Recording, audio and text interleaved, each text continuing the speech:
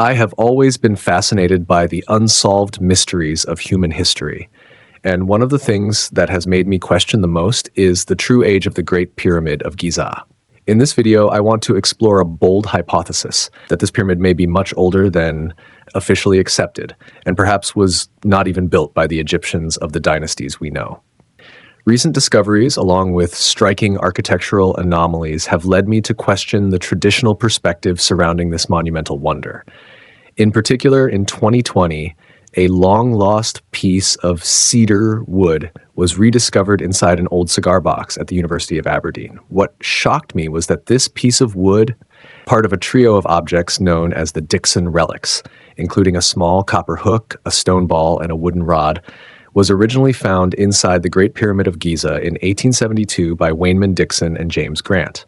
After radiocarbon dating, the cedar wood returned a date between 3341 and 3094 BCE, at least 500 years earlier than the reign of Khufu, the pharaoh traditionally believed to have commissioned the Great Pyramid around 2500 BCE. Even more remarkable, the Dixon relics were found inside a shaft in the Queen's chamber that had been sealed at both ends, suggesting the items were placed there during the pyramid's construction, not afterward.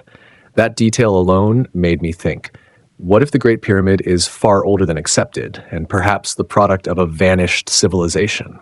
The complexity and precision of its architecture, such as its perfect alignment with Troon and the placement of stones weighing up to 80 tons with astounding accuracy, make me doubt that such technical mastery could have come from what we understand about ancient Egypt.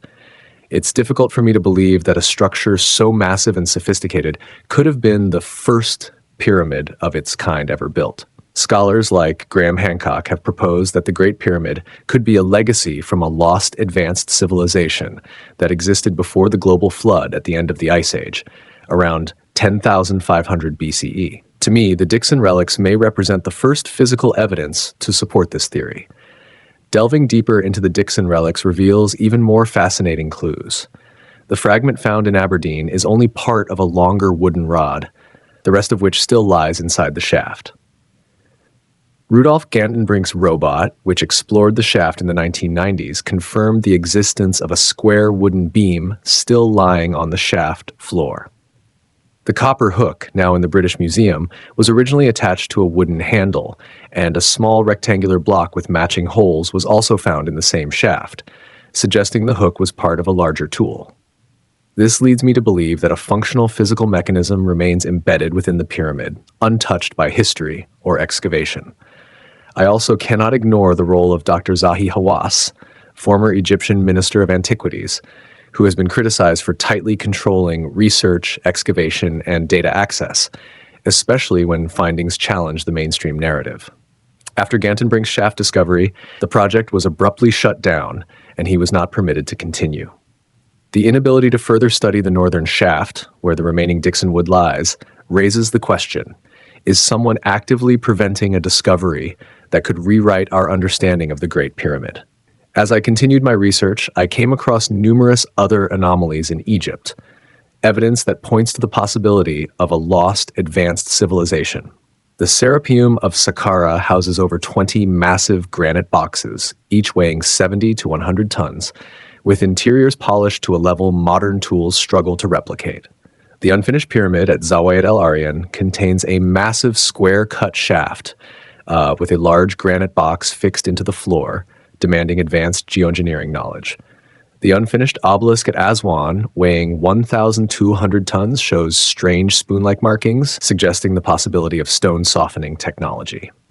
Precisely cut stone boxes and vessels found across Egypt exhibit techniques such as perfect right-angle cuts, uniformly thin walls, flat surfaces, and evidence of lathe and high-speed drill usage. The schist disc, or Saqqara turbine, is an object carved from fragile schist stone shaped like a modern impeller or turbine and dated to the First Dynasty, 3000 BCE, raising questions about its purpose and manufacture. When I put all this together, a larger picture began to emerge for me, that the civilization responsible for Egypt's megalithic structures may not have been dynastic Egyptians at all, but an earlier, more technologically advanced culture. If we are forced to revise the construction date of the Great Pyramid, that would mean rewriting the entire history of ancient Egypt, a development that would send shockwaves through the academic establishment. To me, the Dixon relics serve as a powerful reminder that history is still full of mysteries. Perhaps it's not the pyramid that doesn't fit the timeline, but our understanding of history itself. This video makes a compelling case that there may be a missing chapter in human history, a chapter in which advanced civilizations existed and disappeared long before our accepted historical records began.